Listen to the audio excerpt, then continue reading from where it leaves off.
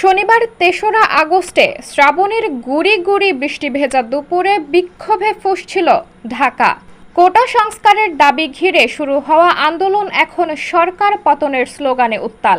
রাজধানীর বিভিন্ন জায়গা থেকে বিক্ষোভ মিছিল নিয়ে শহীদ মিনার এলাকায় একত্রিত হয়েছিলেন শিক্ষার্থীরা। সে সময় হাজারো শিক্ষার্থী একত্রিত হয়েছিলেন শহীদ মিনার এলাকায়। মুহুর্মুহু স্লোগানে প্রকম্পিত হয়েছিল পুরো এলাকা।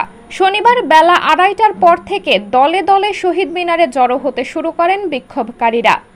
সময় যত যেতে থাকে আন্দোলনকারীদের সংখ্যা বাড়তে থাকে জ্যামিতিক হারে।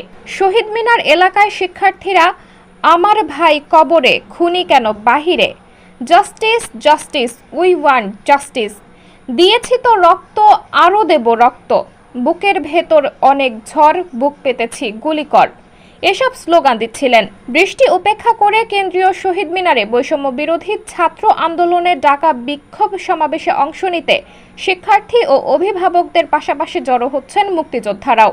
শহীদ মিনারের মূল বেদি এবং সংলগ্ন সড়কে শিক্ষার্থী ও অভিভাবকদের সঙ্গে গলা মিলিয়ে স্লোগান দিয়েছেন তারাও। এ সময় তারা শিক্ষার্থীদের রক্ত বৃথা যেতে দেব না, উই ওয়ান্ট জাস্টিস ইত্যাদি স্লোগান দিতে দেখা যায়। সাবরিনা জলিল, সবার কথা।